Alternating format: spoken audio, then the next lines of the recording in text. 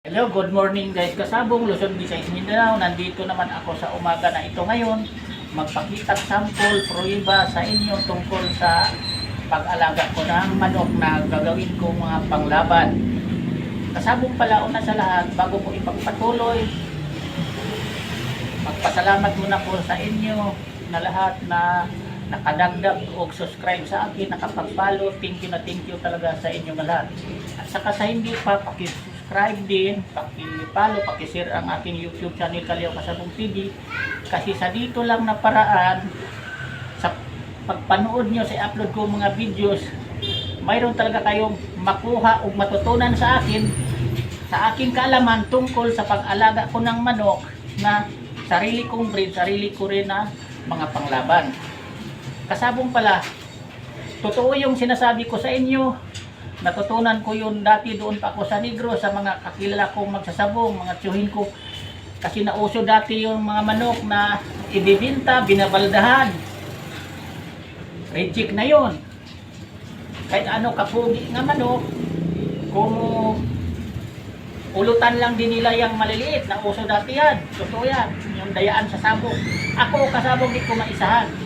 Kasi ang manok, kahit ano kapuging tingnan, totoo yung sinabi ko sa higa nyo, gano'n, pag matagal na tayo yan, matagal, isang pitik lang ng pakpak, pagpitik ng pakpak at saka pa, nakatayo na agad. Pero kung matagal naka-steady mo ng ganyan, matagal makatayo, sigurado kasabong yan. Diferensyado yan, so hindi yan totoo kasabong.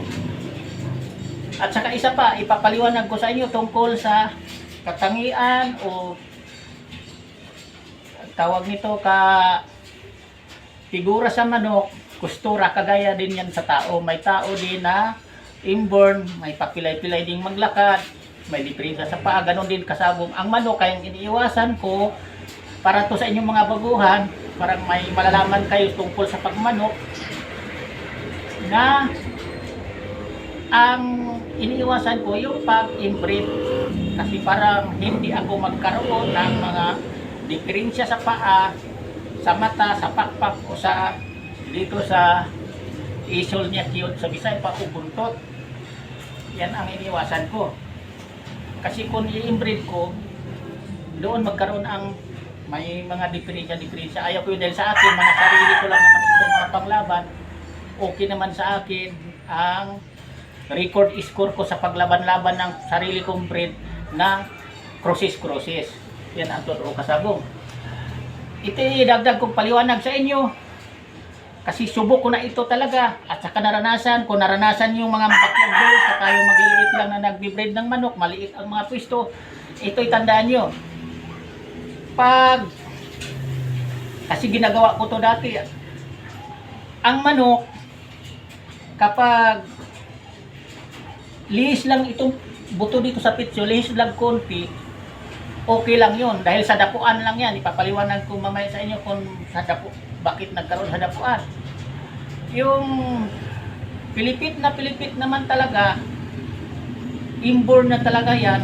Pag hipo mo, parang wala na talagang buto sa pitso, inborn yun. Yan tawag. Reject na yan sa pambinta o kaya sa ibang nagsasabong. Pero may nakilala ako nga taga Dumaguete, nandito sa tawag nito, may blooming treat lang, nakatatlo lang panalo yun. Napaghipo ko, parang walang pitso. Kasi kakilala ko, nadala ko pa nga yung manok na yun na isabay laban sa akin doon sa Texas Marikina nung tumabla ko na puting, nasabi ko na sa unang mga videos ko nung tumabla yung magaling ko nga puti. Kasama yung manok na yun na parang hipo mo, parang walang pitso. Kasi gawin ko sana ang panuka yun.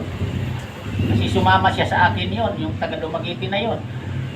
Pero nung wala ko, kasi wala kong kursunada dahil pinaalaga sana sa akin yun. Ayaw ko.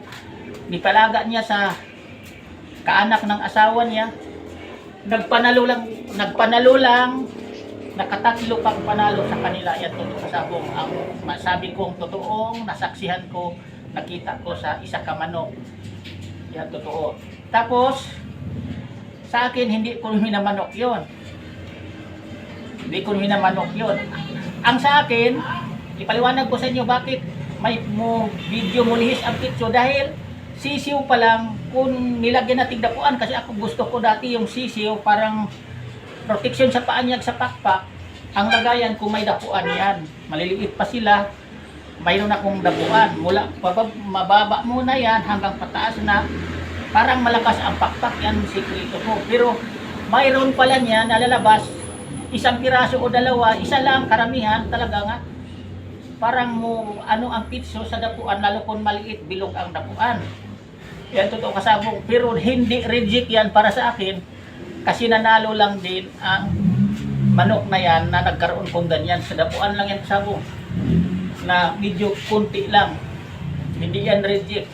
Ang reject talagang tawagin yung pilipit ang pitso na inborn paghipo mo lubog wala talagang pitso.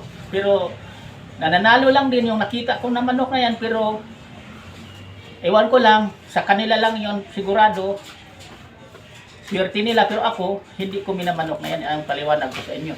Hindi ko sinabi nga hindi manalo ang mga ganong klaseng manok kasi sinabi ko na sa inyo may nananalo lang nasaksihan ko nakita ko sa dalawa ko kamata sa kaibigan kong magsasabong pero hindi ko minamanok yan hindi ko ginalaban pag ako yung may manok ganon ready ko na pinakatay ko na pag inborn parang walang pitso pag hawakan mo yung pit na yung pit.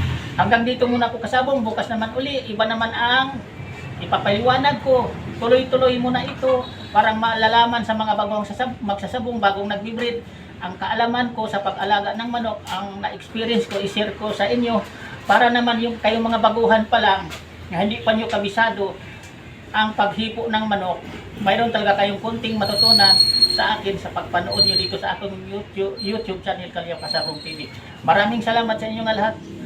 Hanggang dito muna ako. Ang masabi ko lang sa inyo, kasabong, basta tayong totoong sabongirong nagmamanok, hindi tayo magpahuli sa pagpili ng gawin nating pangsabong. Yan lang.